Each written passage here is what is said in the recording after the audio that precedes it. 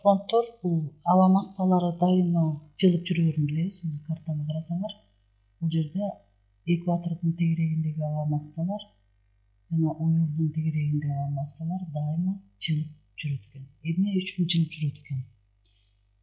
Алар өз сапаттарын өзгөртөт экен дагы, бирок жылган кезде ал аба массаларынын ортосунда бир эле кескин чек аралар жазылыгы бир нече ондогон километрге жетүүчү өткөл зоналар калат экен. Ошол өткөл зоналарды биз атмосфералык фронттор же жөн эле фронттор деп атайт экенбиз. Фронт кандайдыр бир аймак аркылуу өткөн учурда анын үстүндөгү аба массалары жана аба ырайы өзгөрөт экен. Андан тышкары да фронттор аба массаларынын ичинде кезиктеген аба ырайынын кубулуштарын да түзүп жибериши мүмкүн экен. Демек, фронт бул атмосфералык фронт бул ар түрдүү аба массаларынын ортосундагы куш чек ара зонасы. Куш чек ара зонасы.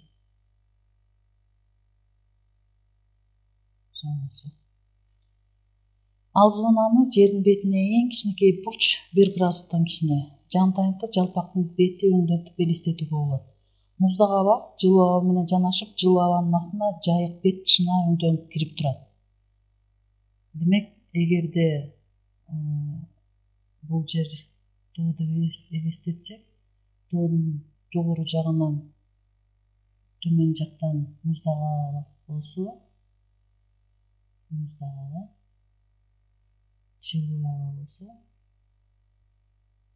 мына ушунун экөөнүн ортосундагы кичинекей чек ара жерлер бул атмосфералык фронт болуп эсептелет экен.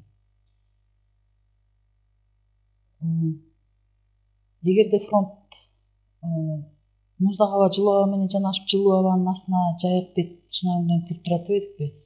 Мындай учурда жылуу аба муздак абанын шынага окшош жантайымкы бети менен өөдө карай жылып чыгат да суунат экен. Эгерде фронт артка чегинип бараткан муздак аба тарапка жылса, анда жылуулук башталат экен. Мындай фронт жылуу фронт деп аталат экен. Атмосфералык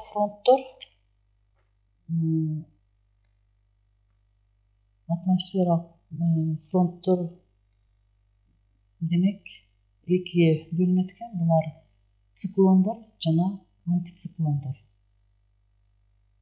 Циклон жана антициклон.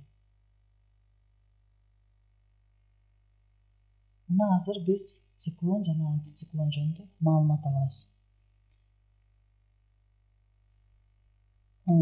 Ортоңку жана жогорку кеңдиктердин тропосферасында төмөнкү жана жогорку атмосфералык басым диаметрлери бир нече миң километрге жетүүчү аймактар дайыма пайда болот экен. Бул циклон грек тилинен которгондо айланма дегенди түшүндүрөт экен. Айланма. Ал атмосферанын төмөнкү басымынын аймагы. Антициклон болсо атмосферанын жогорку басымынын аймагы. Демек, бул жерде атмосферанын төмөнкү, мынакей бул циклон. Бул түндүк жарым шарындагы. Ар бир циклондо жана антициклондо аба борбордун айланасында изобаралат болуп зор куюн түрүндө жылат экен. Мына мореки сүрөттө карасаңар, куюн пайда болот экен. Мына морекинде куюн пайда болот экен дагы. Циклондо аба ичин көздөй жылат экен.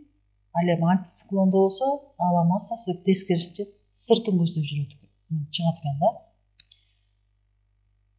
Циклондордо шамалдын ылдамдыктары бир канча жогору болушу мүмкүн, бирок да кыйроолорго дуушар кылганда өтө жогорку тездикте жеткен катуу шамалдар же айрым бир учурларда гана болот экен.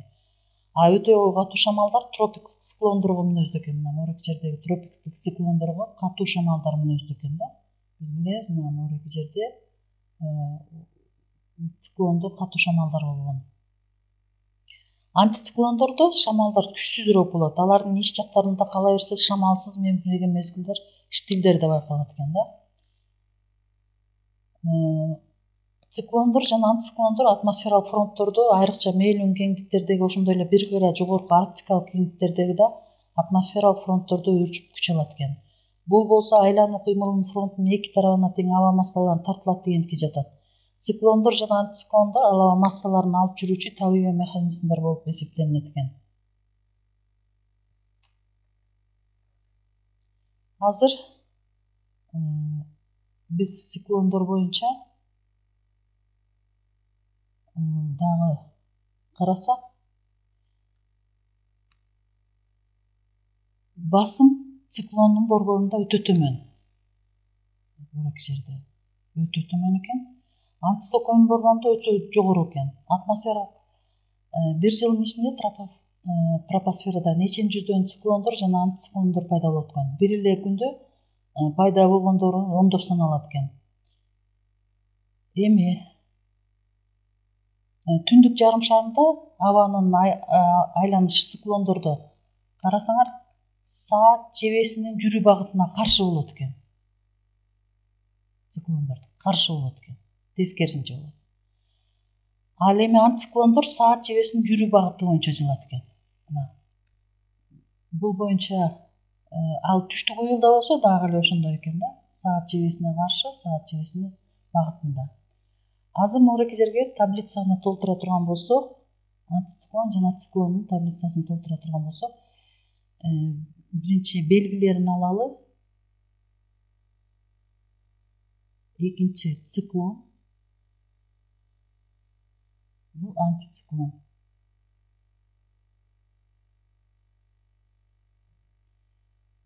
Биринчи белгисин ала турган болсок, бул абанын басымы. Басымын алалы.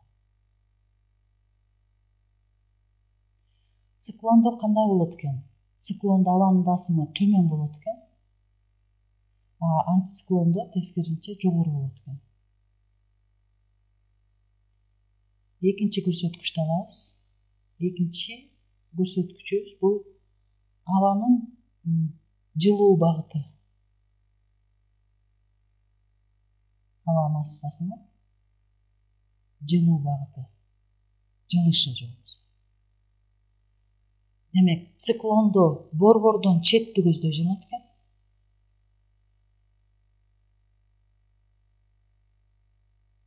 Четти көздөй.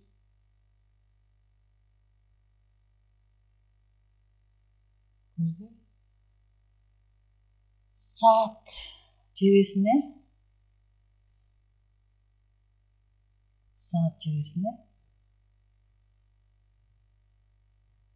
каршы экен багыты. Антициклондо четтен борборду көздөй жылат экен. Четтен борборду көздөй.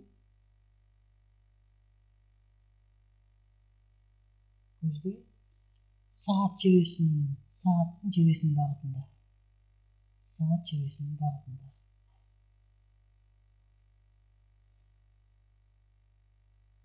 Кийинки белгибиз шамалдар кандай болот экен? Шамал кандай болот экен? Демек, циклондо абдан күчтүү болот экен. Шамалдын эмеси. Антициклондо болсо анча шамал болбойт экен.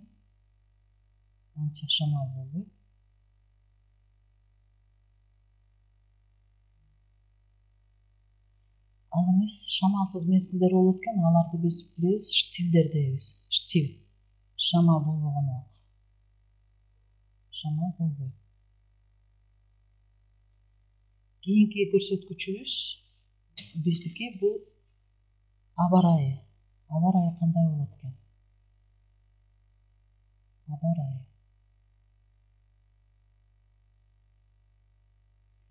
Кандай болот экен? Демек, циклондо температура кескин өзгөрөт экен. Жаан-чачын абдан көп жаайт экен. Жана ошондой эле шамал болот экен. шамал болот. Ал эми антициклондо болсо булутсуз экен. Же болбосо булут аз болот экен. Аз болот. Жаан-чачын аз жаайт экен. Мына биз бүгүн балдар биз атмосфералык фронттор, антициклон жана циклон менен циклон жөнүндө маалыматты алдык.